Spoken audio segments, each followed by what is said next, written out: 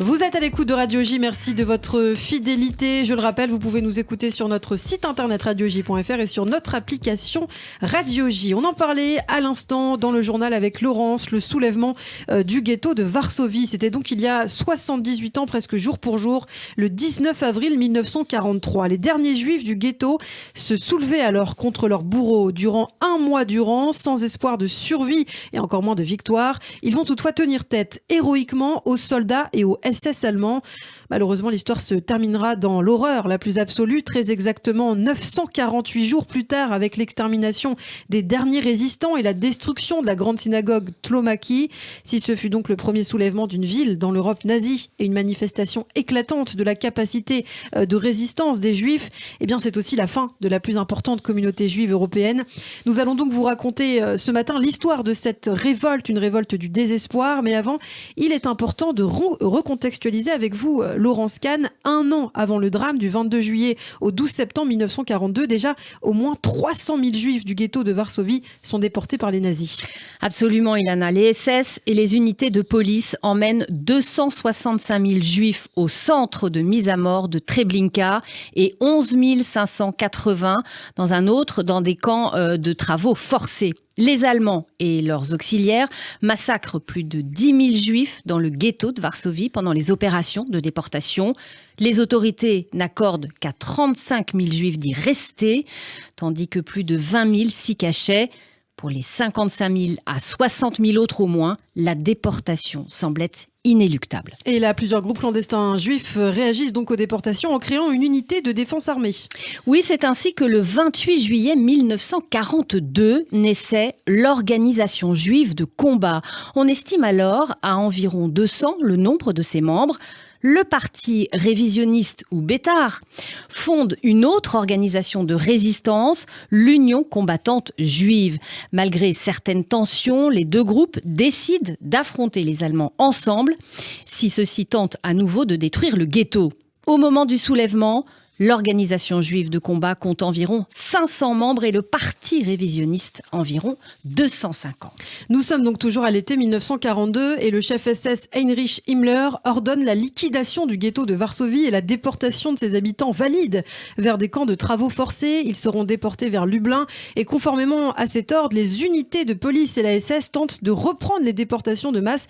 Nous sommes le 18 janvier 1943. Oui, c'est alors qu'un groupe de combattants juifs armés de pistolets infiltre une colonne que l'on emmenait de force vers le point de transfert. Au signal, ils rompent les rangs et attaquent les gardes. La plupart de ces combattants périrent dans la bataille, mais l'assaut désoriente suffisamment les Allemands pour que des prisonniers s'éloignent. Après avoir attrapé 5 à 6 000 résidents du ghetto pour les déporter, les Allemands durent interrompre l'opération jusqu'au 21 janvier.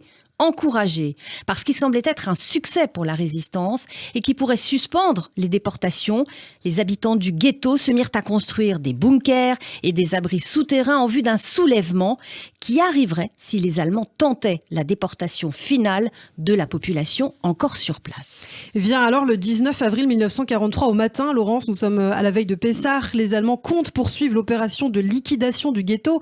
Mais lorsqu'ils entrent dans le ghetto, les rues sont vides. Presque tous les habitants se sont en fait réfugiés dans des bunkers ou d'autres cachettes. Cette intervention donne en réalité le signal pour une révolte armée. Oui, nous y sommes. Le soulèvement du ghetto de Varsovie commence alors.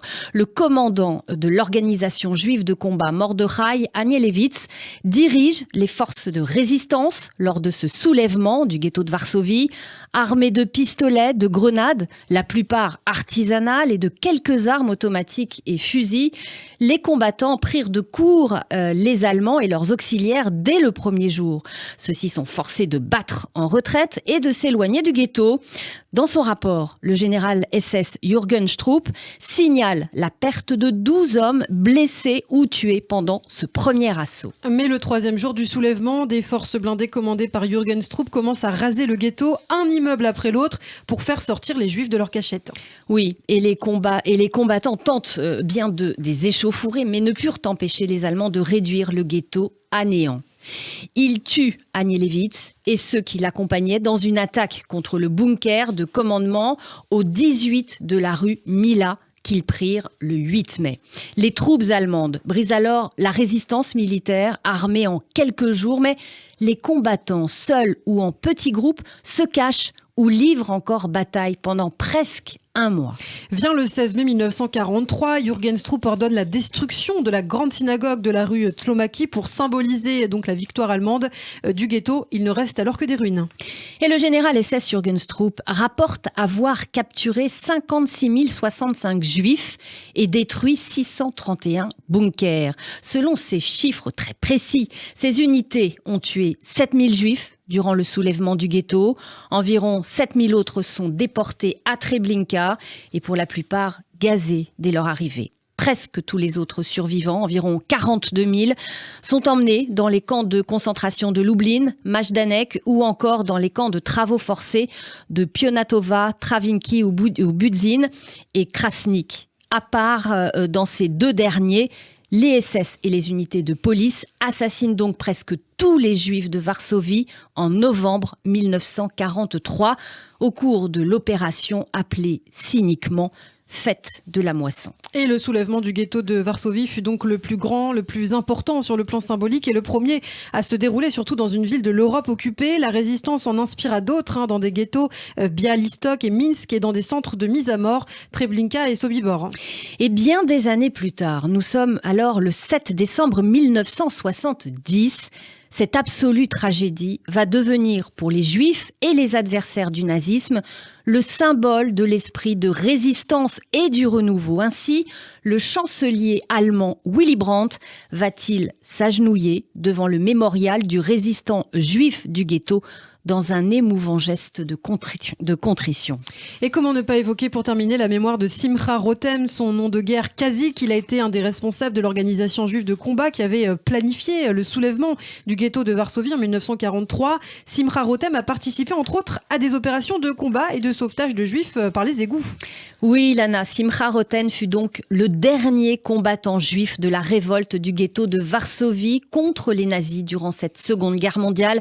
Simcha Rotem, qui est décédé à l'âge de 94 ans en décembre 2018 en Israël, où il s'était installé après la fin de la Seconde Guerre mondiale. Interrogé sur le message qu'il souhaitait transmettre à la jeunesse israélienne, Simcha Rotem avait répondu « Soyez un être humain, nous sommes des animaux à deux pattes, c'est ce que je ressens, mais parmi nous, les animaux à deux pattes, il y a ceux qui sont aussi des êtres humains et qui méritent cette appellation. » Eh bien, merci beaucoup Laurence Kahn pour cet hommage donc aux victimes du ghetto de Varsovie, 78e anniversaire. Et puis il y a un autre nom dont on n'a pas parlé, mais qui est très important dans cette histoire du ghetto de Varsovie.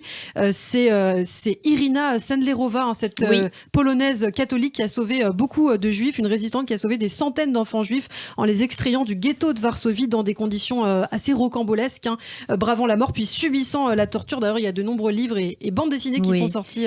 Et puis des héros dans le ghetto de Varsovie, il y en a eu énormément. Bien sûr, des héros juifs. Merci beaucoup Laurence Kahn. Notez que vous pouvez retrouver ce billet bien sûr sur notre site internet radioj.fr et sur notre page YouTube Radio J.